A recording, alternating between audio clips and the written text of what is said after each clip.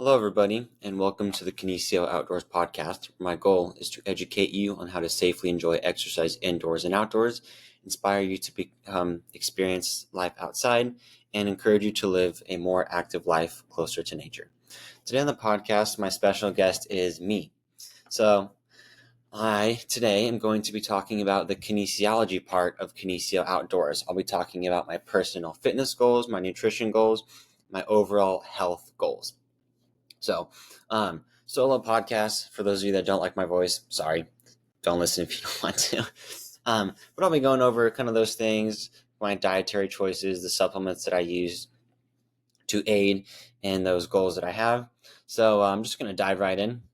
We'll let you know any goals that I have and what I'm working towards. So just in general, my overall health goals are longevity. So I'll kind of dive into that a little bit more. I want to be able to hunt elk, deer, bear, whatever it is that I like to hunt until I'm about 80. My grandpa on my dad's side was elk hunting until 74. He was a manual laborer, had a pretty physically demanding life as far as working. My dad's 56, I think, right now. 56 right now. Still in great shape, still pretty much keeps up with me in the mountains. So I've kind of got those goals. I think until 80 is what I'd like to do. If I can keep going longer than that, great. But I want to be able to hunt until I'm 80. Next, some of my kind of general things I want to be fit enough to do are backpacking. I just went on my first backpack hunt, loved it. I've gone backpacking with my dad in the past. I went backpacking with Bridget once, I think just once. Love it. It's a lot of fun. I want to be able to play with my daughter Cassie and any other kids I have. And by that, I mean I want to be able to run with her, crawl with her, stand on my head with her, whatever it is kids do. I want to be able to do those things while she's a kid. Unfortunately, I see some parents that, and this is going to sound like I'm on a soapbox, but I see some parents that are just so grossly out of shape, overweight, whatever, that they can't play with their kids. And I really want to be able to play with Cassie. And God willing, I want to be able to play with any grandkids that I may have in the future. So that's another thing that's a really big priority for me. I really get a lot of enjoyment out of just playing with Cassie. So I like to be in physical condition to do that, flexibility, strength, things like that. I want to be able to play with Sequoia. Sequoia likes to run. Sequoia likes to roughhouse a bit. She likes to jump. She likes to go hiking. I want to be able to do those things with her. And just any other dog I have in the future. Another thing is I like to shoot 70 pounds for my bow. Now, when you're shooting a bow, when I draw with my arm high. For those of you listening, I'll try my best to describe it. I draw with my elbow close to my head rather than further away. So I'd say further away is like 90 degrees, as if I'm like reaching out to touch someone. I actually draw with my elbow kind of closer to my head. And when I do that, I actually am able to use my lat muscles more than my posterior deltoid muscles, my rhomboid muscles, to pull my bow back. The lat muscle is a lot bigger. I can do weighted pull-ups with quite a bit of weight. I can do lat pull-downs with 200 pounds, maybe more. I'm not going to be doing barbell or dumbbell rows with, 100, 200 pounds. Not going to happen. The lat is a stronger muscle for me. So I want to be able to shoot a heavy bow. And for that, I need to be strong and I need to have flexibility. I also need to have like good joint mobility and good joint health. I also want to be able to do manual labor. So when I say manual labor, my dad and mom bought 92 acres in Montana. I want to be able to cut up trees with a chainsaw, pick up and carry, move small trees, move heavy rocks, push things, pull things, whatever it is around the farm. I was just up there doing lime. Each bag of lime is 50 pounds. So it was just me working there. It was taking as long as it took me. So what that means is I put 700 pounds in the spreader. Yeah, it's called the spreader. 700 pounds of lime in the spreader. So 700 pounds, that's 14 bags of lime. I was bending down, picking up, moving, lifting up to my chest height, placing it on there, ripping it open, holding the bag, and it's 50 pounds in front of me, and I'm letting it out as I'm pulling it up, kind of doing a front raise, like a shoulder raise. I want to be able to be strong enough to do things like that. Hiking is something that I really like to do outside of hunting. Bridget loves hiking. We go on as many hikes as we can kind of fit into our schedule with my school and work, her work, Cassie, things like that. I want to be able to go hiking with Bridget. I never want to be to the point where Bridget says, I want to go to blank. It's 15 miles. I don't want to get to the point where I say, I can't do that. That would just be crushing for me. So I want to be in shape enough to do that. And I also just in general like feeling healthy. I like having energy. I like to be able to work a full day on the computer, play with Cassie for a couple hours, and play and engage with her rather than feel like I need to stick her in front of the TV. And I think that comes down to my energy levels, my fitness levels, and just like my general health. So those are my overall health goals. Another health goal of mine is I don't want to be relying on surgeries or procedures or things like that. I want to do things as naturally as possible. I wanted to become a physical therapist because it's a natural way to try to rehabilitate muscles rather than a lot of people just want the surgery because they think, oh, that'll just fix the problem. It's easier. You kind of need both at times, but I'm more of a holistic approach rather than, like I'm going to take a pill for my blood pressure. I'm going to take a pill to burn my fat, things like that. So those are just my personal goals. Not trying to tell you what your goals should be, but those are mine. And that is what has geared my choices for supplements, dietary intake, and exercise routine, as well as just like general health habits. Those are kind of the guiding factors in those decisions. Now, another thing that I want to get into before I talk about my personal routine is my family history. Not going to mention names because that's not really the point of this, but in my family, there is a large amount of people who have diabetes. However they get it, it is type 2 diabetes. So just from what I know in classes that I've taken, which is quite a few, type 2 diabetes is largely preventable. If you do get type 2 diabetes, you can actually reverse it. Depending on kind of the situations with it, there can be other complications. So I just want to make that clear. And I'm not talking about type 1 diabetes. I'm talking about type 2. So it's largely reversible, and you can reverse the effects of diabetes with cardiorespiratory exercise, changes in diet, so on and so forth. Diabetes runs in my family. Quite a few people have it. More distant relatives had it than my immediate family, but genetics are there. So I'm really cautious of diabetes, and you'll kind of get some more of that when I talk about my nutritional choices. High blood pressure runs on one side of my family very heavily. I think the other side of my family, there was maybe high blood pressure, but it wasn't to the point where it was a big deal. I remember my grandpa on one side, I think he was taking high blood pressure medicine. Wasn't that big of a deal. He started taking it in his 70s, so he's doing okay. Not really the end of the world. On my other side of the family, people are, high blood pressure in their 50s, 60s, 40s. So again, something I need to be aware of. And then cancer runs in my family on both sides. And just to give people an idea, because cancer is a sensitive topic for me, my grandpa on my mom's side had cancer as well as other things. My mom had cancer, thyroid cancer. And then on my dad's side, his brother had colon cancer. And then my mam on my dad's side, she had cancer. I forget where, but essentially the cancer with her moved around her body, kind of in her torso area. So anyways, both sides of the family, people are having cancer pretty close to me, like family linearity. I'm really cautious of this, and this is something that I also take into consideration when I talk about my nutrition and my exercise regimen. So again, my focus is longevity. I want to do things naturally, and I'm worried about cancer, high blood pressure, and diabetes. Now, first and foremost, I want to talk about diet because this is something that I feel, I kind of think it requires the most discipline, but it's also something that can be the most impactful.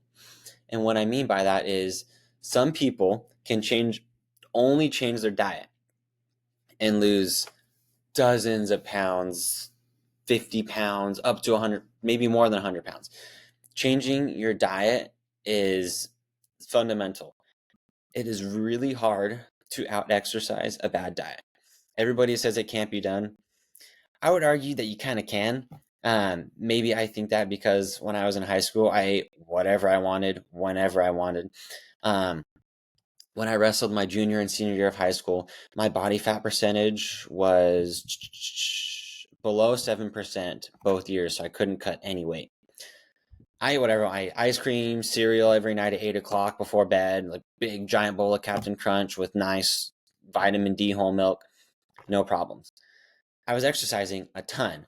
I would wake up, I would do an hour P90X workout, go to school, go through everything. I had PE. Yeah, I had sports PE, and then I had 1 to 2 hours of practice during winter sports. I would do soccer practice from 2:30 until 4. Yeah. And then I'd go to wrestling practice from 4 to 5, 5:30, all in one day. And then I'd go home, and sometimes I would do sprints, not very commonly, because I just finished, 2.5 hours of practice, had homework, things like that. I was super busy. I was exercising 3 to 4 or 5 hours a day. It was a lot. I was very busy. I ate whatever I wanted. I had less than 7% body fat. So, kind of think you can exercise a bad diet. It's not super easy though, and I wouldn't recommend doing it. So, nutrition is something that I think is really important, and it's really easy to do. It just requires discipline. So what I do is I consume as little sugar as possible.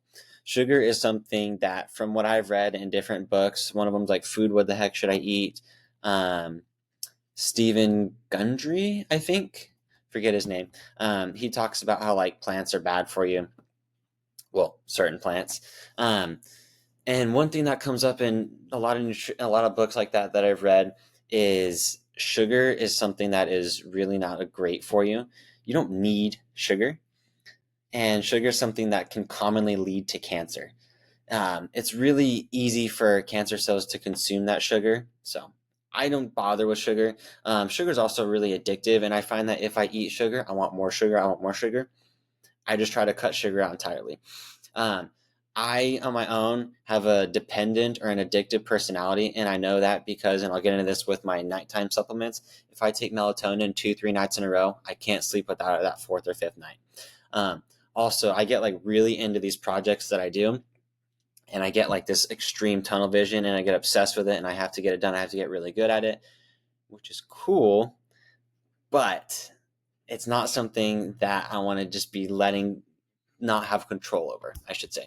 So I try to avoid sugar at all costs, which is a bummer because when I go hunting, backpacking especially, a lot of foods have a lot of sugar in them, so you can get those calories. And my stomach really becomes unhappy with all that sugar because I'm not used to putting sugar in my body. So that's something for me. I just avoid sugars at all costs. I try to have as little processed foods as possible. And what that looks like for us is, yeah, we buy snacks, but I try not to eat snacks. I'll try to just eat really big meals and just eat 3, maybe a fourth if I kind of need the calories, 3 to 4 big meals a day. So I eat 3 to 4 meals that are between the 7 to 1,000, 1,100 calorie range. Now people are going to say, there's no way you eat 1,000 calories in one sitting. I do. It's not that hard for me. I've always been able to eat a lot of food. I have a really fast metabolism. It's just the way it is.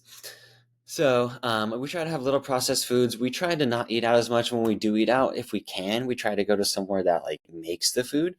We really like Chipotle. If you're from the Fresno, California area, I really like Butterfish. Butterfish is my go-to, hands down, favorite place to eat out.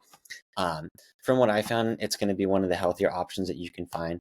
I also like Panda. One issue with Panda I have is they actually have a lot of oils, and those oils are going to be like, I think it's canola oil or like maybe not sunflower. I think it's canola oil.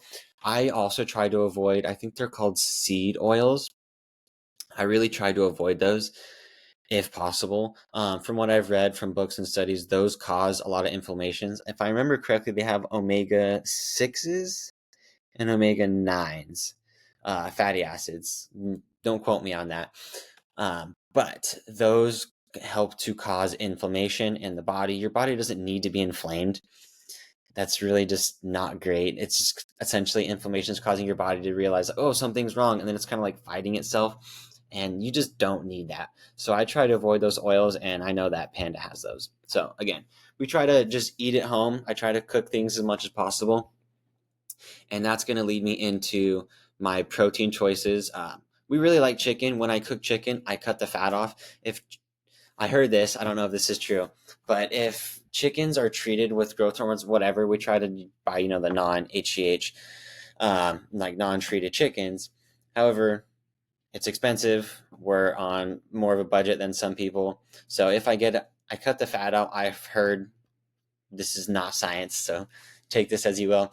I've heard that sometimes those hormones can kind of like be drawn into the fat. Kind of makes sense because those hormones are meant to grow. Chickens need to gain mass. They need to be heavier. They need to be larger. Fat is larger. It's pretty easy to store fat rather than building muscle. In 1 month, I could more easily gain a pound of fat than I could a pound of muscle. So just something else to think about there. I just cut all the fat off of that. And then we do a lot of chicken breasts, chicken thighs. And if I do like a fried, what I've actually started doing recently is I'll do egg, a little bit of milk for my base, and then I'll do Kodiak cakes as like a whole grain pancake mix. I'll do that for the breading, and I'll mix my seasoning in with that. I'll put that on top, so then you're like, well, it's kind of dry. Now you're going to add the oils. It's going to make the fat content go up. Not quite. Be right back. Hold on.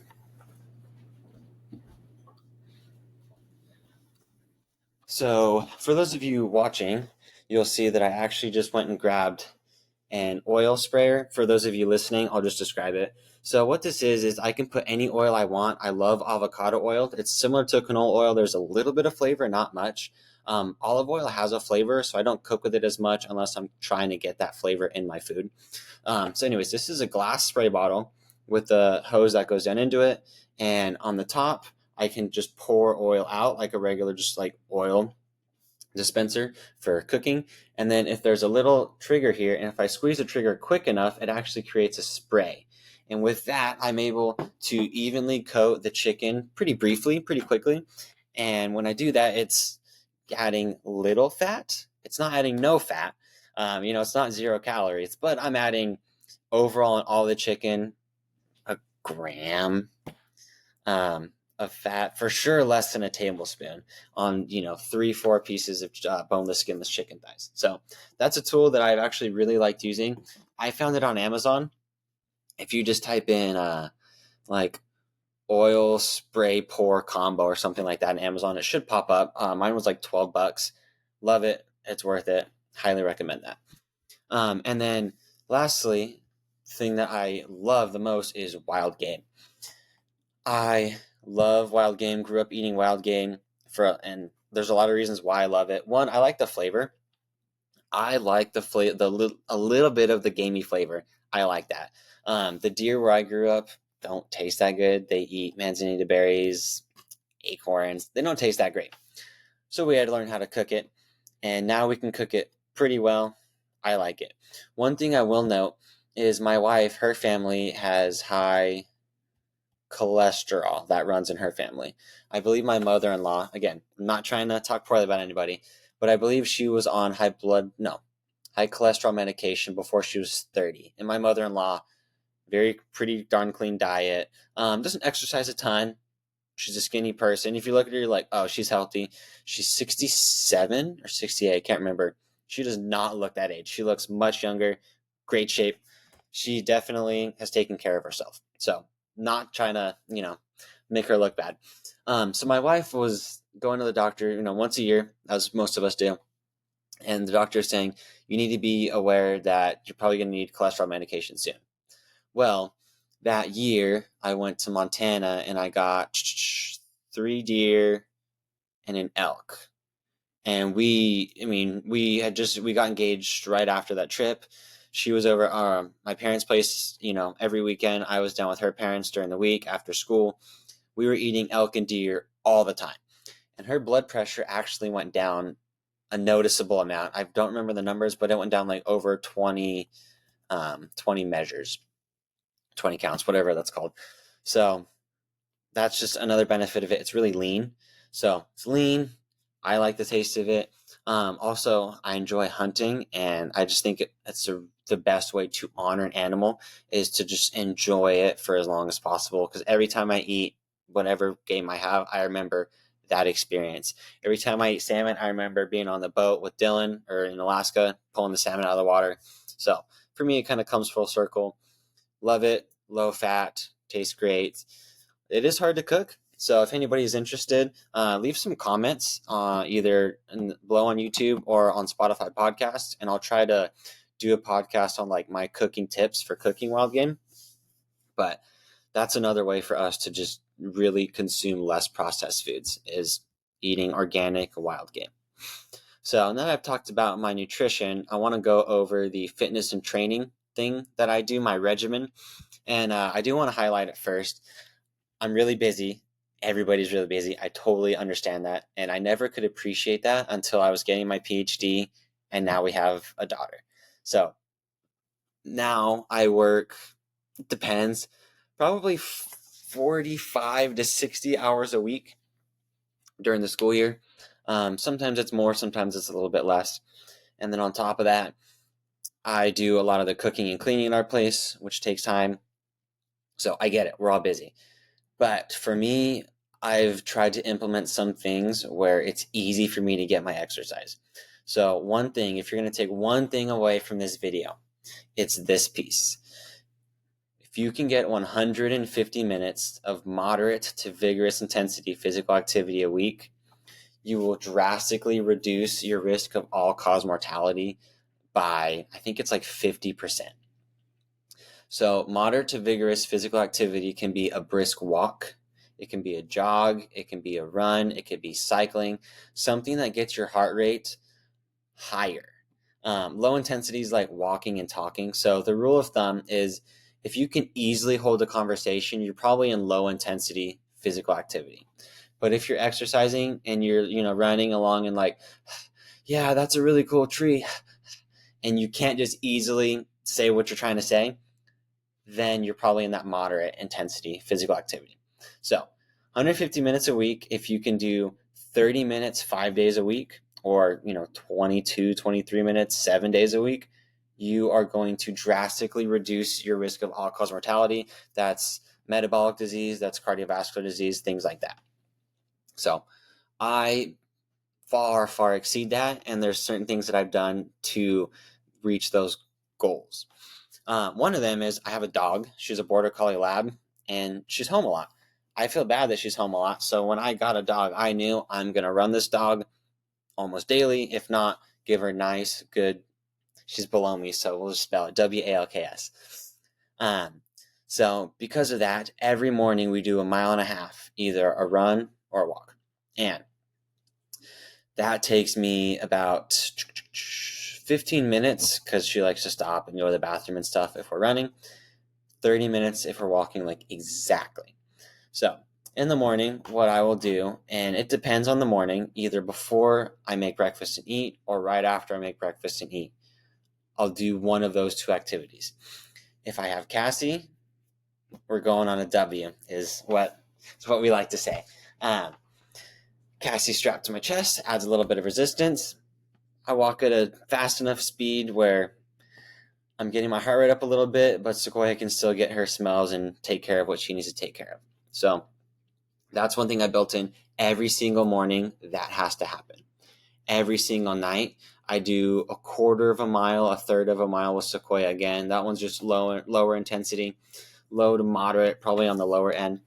Every single day with Sequoia, I do 1.5 to, I probably do over 2 miles every day walking or running with Sequoia every single day because I have a dog. So on that note, I'll jump on my soapbox real quick. If you want something that's going to constantly remind you need to exercise, it might be a good idea to get a dog if that works with your lifestyle. And if you're going to do that, I would recommend adopting.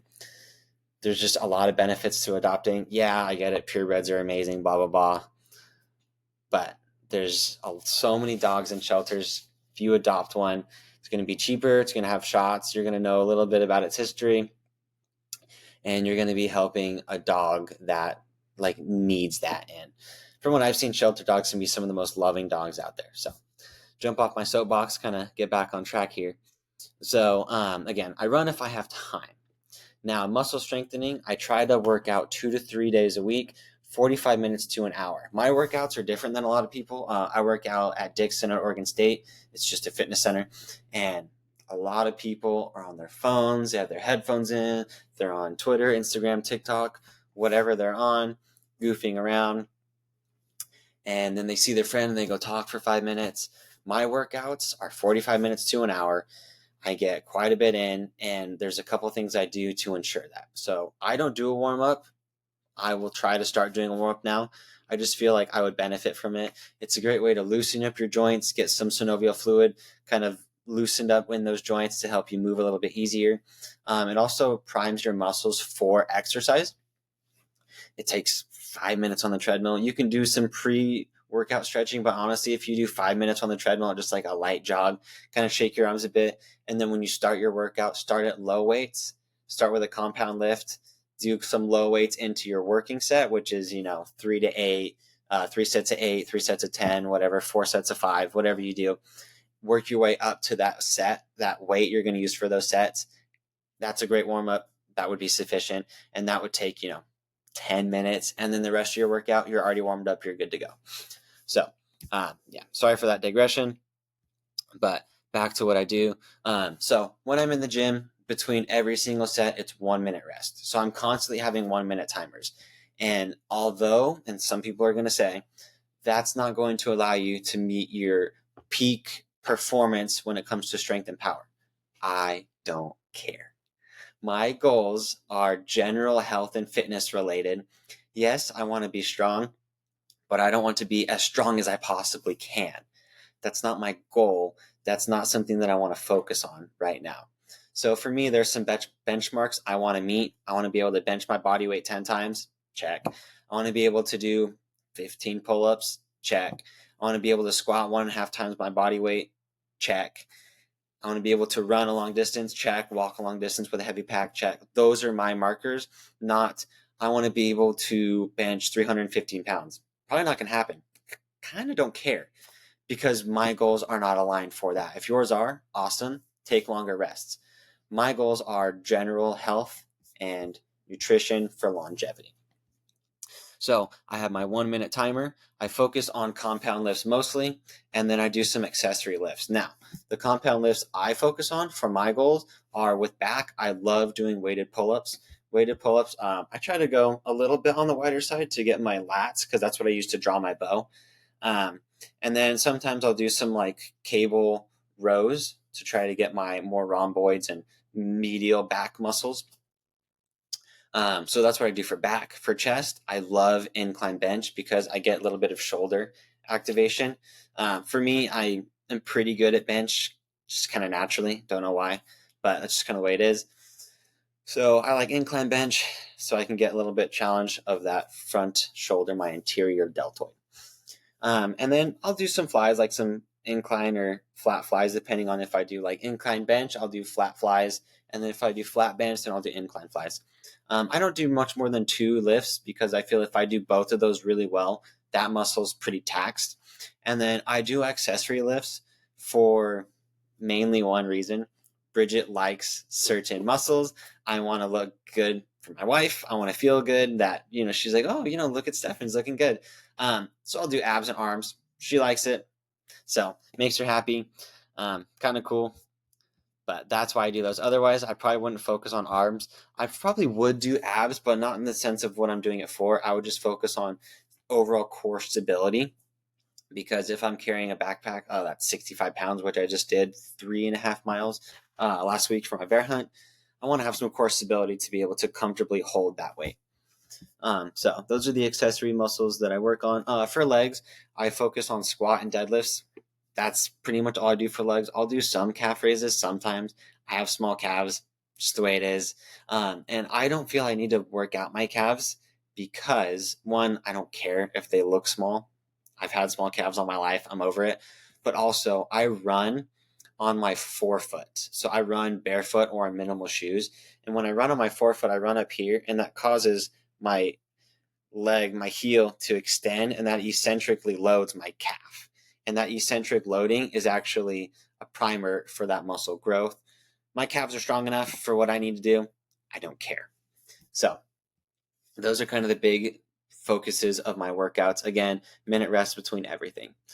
So as you can tell, I focus mostly on the muscles that are essential for my goals. My goals, again, are backpacking, hunting, manual labor, playing with Cassie. So that's what I focus on. One thing I do, and I'm glad I have notes here because I just remembered, I liked to do some shoulder workout or rehab things. I actually, wrestling with my dad when I was 12, we tore my rotator cuff, and I say we because like we were wrestling. Tore my rotator cuff, so now I know quite a bit of rehabilitation exercises. I just do those because archery is so demanding on the shoulders that I just take care of my shoulders. What I'll do is while I'm doing my warm-up sets before my working sets of every workout, I'll do with a band. I'll do some kind of up and overs, and then I'll do some, sorry for those of you that can't see, up and overs start with the band at my waist. I'll go up to over my head, and then I'll go back behind my back towards my butt, and then come back over to the front, over my head, and then down towards my hips, towards my waist. Do some of those, and then a few exercises that I'll do. I'll take a band, and for those of you just listening, I'll do my best to describe it. Elbows at the side. I'll take a band, hold it kind of hip width apart, and I'll just exteriorly rotate my hands. So my fists are going away from my body as if they're trying to go backwards. I'll do that. And that's mostly what I do for my shoulders. Because I do that 3 times a week, my shoulders are totally good. I should be fine for longevity of shooting a bow and other things. But that is something that I intentionally focus on. And one thing that I don't do that I'm going to start doing now that I have a little bit different schedule is I'm going to start stretching more. Sorry, I'm going to take a break and drink some water real quick. Anyways, I'm going to start stretching more. And the reason is I just feel when playing with Cassie, I'm just a little tight. And when she does silly things and we're playing, copy Cassie, I just want to copy her. And just certain things would be easier if I was a little bit more limber. So I'm going to focus on stretching, probably end with a 5 to 10 minute wind down of stretching major muscle groups, hamstrings, quads, chest, back, neck are going to be the big ones that I'll stretch. And I'll go over some stretching, probably start adding those, again, 5 to 10 minutes at the end of my workouts. That's when you should do that static stretching. So in summary, my overall health goals are longevity. I'm worried about my family history. My dietary accommodations are I try to eat no sugar, little processed foods. I eat as much wild game as possible, and we try to not eat out. It's cheaper to eat at home, but also the food is higher quality for my goals. I fitness and training. I do cardio 7 days a week, either walking or running. And I try to train my major muscle groups 3 times a week. 1 minute break between sets, compound lifts focusing on like major muscles. So compound is like multiple muscle groups. A curl is not a compound lift. Like a bench press or a pull-up is a compound lift. And then I focus on rehabbing quote unquote every week, every workout, my shoulders. And then I'm going to start adding stretching. Now for the last portion of this podcast, I'm going to talk about the supplements that I use, why I use them, and why I use this brand. So for those of you that may have noticed, I've been tagging Phorm on some things, wearing Phorm shirts. I've used quite a few different supplement companies. I've used Aftershock. Forget the brand. I've used Optimum Nutrition, Costco brand protein. I've used Winco protein. I've used Walmart, whatever their cheap brand protein is. I've used Muscle Farm, a few others. Phorm's my favorite supplement company I've found, and there's a few reasons for that. One of the reasons for me, a big one, is the quality of the ingredients is incredible, and also the fact that it mixes really well really matters to me. I used to take Mass Gainer when I was like really, really skinny, not that I'm much bigger now, and just eating chunks of protein powder is awful. So I'm a really big fan of Phorm. The reason I actually checked out Phorm, so full transparency, I saw that they were looking for outdoor ambassadors, basically. I put an application and they said, basically not right now, maybe in the future. Why don't you become a Legionnaire? So again, full transparency, I'm a Phorm Legionnaire. What that means is if anybody purchases anything with my code, I get a kickback. Yeah, it's not much, but if anybody does want to use it, I get a kickback. If you don't and you just want to use their products, cool. But if you like their products, I'd appreciate it if you use my code. So these are the products that I use, and these are the ones I use within Phorm. So just in general, the supplements I use are a multivitamin, some sort of fish oil, some sort of greens, a sleeping medic or pill, something, and then a post-workout protein. Sometimes I try to do like a post-workout glycogen or carbohydrate replacement, and then a meal replacement shake. So just in general, those are the things I use. And then I'll go through the Phorm products that I use because there's some specifics there.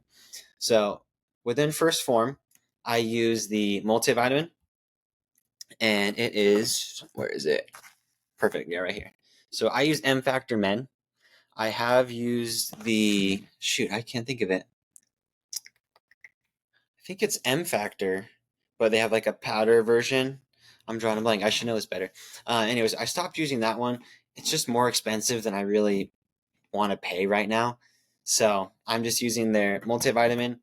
And what I'm doing is, personally, I don't really feel that I need a ton of vitamins and minerals to function. And I say that because I tried the carnivore diet for about a month. I didn't really notice any crashes or anything like that, needing to replace electrolytes. So maybe my body, because I don't sweat a lot, I don't really feel like have a lot to replace. So what I do with the multivitamin is I take this guy and I'll just take 2 pills a day, 1 or 2 pills a day. It's cheaper for me, it lasts longer, and I get partial benefits of it, but I try to get most of those nutrients from my foods. So every morning I'll take M Factor for Men. I take Full Mega, which is my fish oil. So one thing about the Full Mega fish oil, I've taken a lot of different fish oils. Costco brand, GNC had one. I've taken krill oil. And with this one specifically is, I found for me, if I take it before I eat food, I don't get the fish oil burps. If you don't know what I'm talking about, take a fish oil on an empty stomach in about 10 to 30 minutes. You'll get some fish oil burps. Not the most pleasant. It happens. So I have really enjoyed, and I'm not sure how it's processed, how the fish oil itself is, processed, synthesized down, but Full Mega does not cause me those burps if I take it before I eat, or other ones, no matter what, I'll get those fish oil burps. If I take Full Mega after I eat, sometimes I get the burp, sometimes I don't. I can't really explain why. The last thing I take every morning is Optigreens 50. I've taken Target greens. I've taken, or not Target, Green Valley, something like that. Target sells them. I've taken a few other greens that I can't think of the brands right now. Optigreens 50. They're mixed berry. Mixes really well. A lot of issues I have with greens is I get a lot of clumping and they don't mix well. Optigreens 50 does mix well, which again is a big deal. The chocolate green, I was definitely hesitant with it. A lot of my friends at Phorm were like, no, you need to try it. It's good. Trust us. I had just started with Phorm. Didn't know any better. I was like, oh, you guys are just whatever, pushing product. It's good. And if I can describe it, I would say it is a dark chocolate version of like the Woohoo chocolate milk. So if anybody had that, I would say it's like that. Mix it with the appropriate amount of water, and you will not regret trying it. So with the Optigreens 50, the reason I choose to consume greens is we don't really eat a lot of fruits and vegetables in our home because I don't really like the taste of them. Also, if you're like, oh, I eat plenty of fruits and vegetables, Optigreens 50 has fruits and vegetables. It's like a wide variety of them, and most people aren't going to consume that wide variety. It also has probiotics, which I have a lot of issues with my gut health. I'll dive into in just a moment here. But Optigreens 50 with that large variety and the probiotics, it's really, really beneficial. Even if you just take like half a dose just to get that little bit of extra, I truly believe in taking greens. I've taken greens, gosh, like 4 years now. I didn't even start taking multivitamin. No, I've taken greens for 6 years. Started in a multivitamin like 4 years ago when my master's at Fresno State instructor said the only two things he takes are fish oil and multivitamins. And he explained because the multivitamin gives him the vitamins and nutrients he doesn't get from food. Fish oil helps with his joints. He's a former Olympic powerlifter. And he actually was he was an alternate, I think, for the Olympic team for the United States. So his joints have moved a lot of weight. That's what he said. So that's when I started trying it.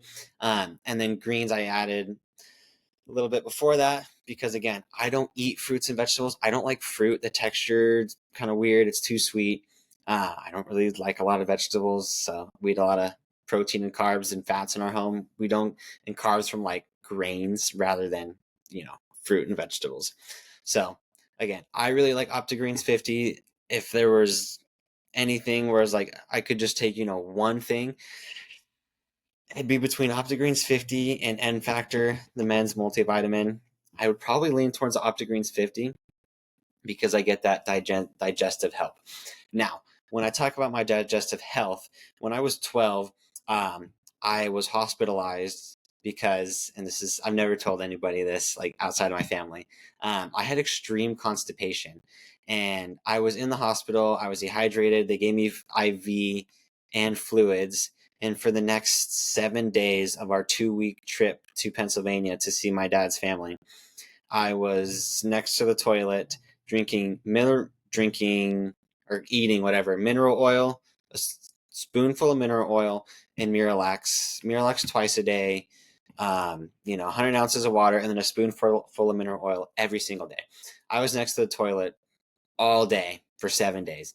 It was awful. So ever since then, I've really tried to take care of my digestive health. And I know a lot of people are going to say, eat vegetables and fruits. Those will help with your digestive health.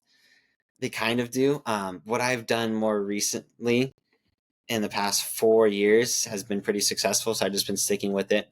And for me, that's greens. Sometimes if I feel like I need help, I'll just take like a Metamucil fiber, just drink that a couple days in a row, see if that helps. But for the most part, I found that like not consuming sugar for me really helps. If I eat a lot of sugar, I get really, really backed up and it causes a lot of issues. So that's another benefit of the OptiGreens 50. It helps with that regularity. All right, so now we'll talk about night tea. So night tea, here we go. So this one helps with testosterone, but also this is a sleeping pill. Now the recommended is 3 capsules and you're supposed to take it 5 days on, 2 days off. I'll take it 1 or 2 days on and then a day off because of my addictive or dependent personality, whatever you want to call it. My body, if I take melatonin one night, and then I take one the second night, then the third or fourth night, I need 2 to sleep. And then if I don't take it, then I don't fall asleep till midnight, 1 o'clock when I go to bed at 9 o'clock. So for me, kind of cycling like that works. I have a lot of trouble sleeping. I have a lot of trouble falling asleep. I have a lot of trouble staying asleep. So just this pill helps a ton. It also helps with that recovery of my testosterone levels. So I like the night tea. I'm going to try the Master Brain PM. That's supposed to help with like cognitive function, which getting my PhD, I'm sure that will help. But that's why that's when I take. Now, the reason I focus on sleep is it's so important. If you're sick, you need sleep. If you are working out hard and your body is tired, you need sleep. You recover during your sleep. You break your body down when you're awake and you rebuild when you're asleep. So sleep is vitally important for me to reach my goals. Also, if I don't sleep, I can't function cognitively. And since I'm getting a PhD, I'm not intelligent enough where I can just kind of go through easily and write really high level work that's like, research journal level quality. I need to sleep really well. So now we'll dive into some things that you don't need. And if I didn't have the money, I wouldn't buy them, but they are really helpful. And that is my post-workout mix. So I take Formula One. It is a rapid assimilation whey protein isolate. So it's a clean protein. And I take that with, I don't have it over here, ignition. The ignition is going to be glycogen. Glycogen is stored carbohydrates. It's the most complex storage, so it has the most energy. You hear of like glucose. Glucose is a shorter chain. Glycogen is a larger chain. Larger chain, more energy. So if you have more of that stored in your muscles are bigger. But that's not the full reason I'm taking glycogen. The reason I'm taking glycogen is your body has to actively work to create and store glycogen. If you just give your body glycogen, then it can store it with using less energy. So that's why I like Ignition. I take half a scoop of Ignition. It's really sweet. It's just straight glycogen, which is it's like a complex sugar is kind of what it is. And I mix that with the Formula One. I think it enhances the flavor of Formula One. It does make it pretty sweet. So if you have a sweet tooth, great. If you don't, I water it down a bit. So I like Formula One. I'll do Formula One, 1 scoop, and then half a scoop of Ignition post workout. And I just gave my body what it needs for recovery. My muscles and everybody's muscles, when they're broken down, they're hungry. They need something. Your body releases, shoot, I can't think of it right now. There's a hormone released as soon as you work out that your muscles are like primed to use fuel, and giving the glycogen right then is just kind of putting back in there what you just took out, what you just used. And then that formula, this Formula One is the protein, the amino acids that your muscles need at that time to prime that recovery. And then the last product I take from First Phorm is Level 1. Level 1 is a meal replacement shake. And again, you don't need proteins. Some things that I read, some articles say, like, if you just have enough protein in your body, then you don't really need to take protein post-workout. Like, there's some benefits, but the benefits aren't so drastic that you're going to see a huge difference. So just kind of for the general public, if you consume enough protein, you may not need to add protein shakes post-workout. If you struggle with getting protein, like most people, because it's expensive, like steaks, chicken, things like that, that's expensive. So if you struggle with it, then by all means, protein powders are a great way to add those things in. They're quick, taste good, super simple, super easy, really packable. So that's just kind of my opinion on that. So back to the Level 1. Level 1 is a kind of meal replacement shake, and this is a slow digesting. So if you heard of like casein is a slow digesting protein. I will take Level 1 between meals. If I'm going a long time between meals, sometimes like for a long drive, or if I just know I'm super, super busy working in our lab or whatever, running from teaching to taking classes, I will sneak in Level 1, just do a scoop. It's not crazy. It's 24 grams of protein, 5 grams of BCAAs. Carbohydrates are 5 grams. Both of these are lower on the carbohydrates, which I like because that means it's lower on the sugar. Again, I try to just not consume sugar. Both of these actually have less than 5 grams of added sugar. Formula One has 0 grams. Level 1 has 5 grams of carbs, 2 grams of total sugars, 1 gram added. So anyways, I'll take that Level 1 if I know I'm going to have a long time between meals, or if at the end of the day, I'm just a little bit hungry, but I'm kind of close to my calorie goal. I don't want to go over too much, and I just feel like I'm going to be hungry overnight. It's heavier. It's a thicker protein. It mixes fine, but it's a rich protein. So like I had the Level 1 red velvet cake. The flavor was fine, but it's rich. It's definitely dense. So either add extra fluids or just know it's just going to be a dense, thicker fluid. The Formula One mixes really well. And I have the Magical Charms. It's okay. With the Ignition, I think it's pretty good. Without it, it's not my favorite. But coming from my favorite being Aftershock, their fruit punch or whatever flavor, Loopty Fruit is my favorite flavor of Formula One. Right now, for Level 1, I'm trying the cinnamon cookie batter. It's pretty darn good. I like it better than the red velvet. But again, you kind of have to, it's really rich. So that's just the way that works. So again, that's my summary of the First Phorm supplements that I use. I am a Legionnaire. So if you do use my code, which is in the show notes, I also have it on my Instagram. Helps me out. If not, no worries. No problem. Those are just the supplements I take. You don't have to use First Phorm. You can use other companies, but I like First Phorm. It mixes well, flavors good, high quality ingredients. It is a bit more expensive, but you're paying for the quality and it mixing well. One thing I will say is I do have the Megawatt from First Phorm. From as far as pre-workouts go, I hate pre-workout. I don't like it. I don't like the beta-alanine tingliness in my face. So I don't take pre-workout. But if I'm feeling sluggish, I do take this Megawatt. I was encouraged to try it. It's pretty good. I don't get too much of that tingly beta alanine, prickly needle in my face feeling. So Megawatt is a pretty good pre-workout as far as pre-workouts go. I don't take pre-workout, so this Megawatt might last me 2 years from the times I'll take it. So again, that's my overall kinesiology portion of the Kinesio Outdoors. I'll just quickly summarize. I want to be able to do my outdoor and play with my kid and maybe grandkids and hang out with my wife and do things with my wife. I want to do those hobbies until I'm 80. I feel like that's a pretty reasonable goal.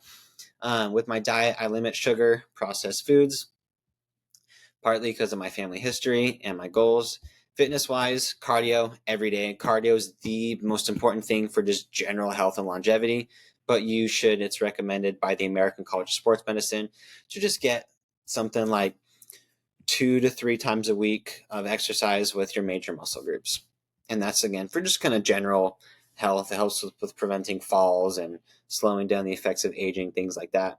The supplements I feel that I would recommend to anybody are a multivitamin, a fish oil, and if you need help with sleep, some sort of sleep, as well as greens. If you're interested in protein, I would recommend like a whey isolate and then a slow digesting protein for between meals. Again, I'm a Legionnaire, so I have my code. And again, lastly, that's pretty much a summary of the Kinesio part of Kinesio Outdoors. I study exercise science. More specifically, I study ACL injuries. But because of all the classes I've taken, I know way more about this stuff than most people care to listen to.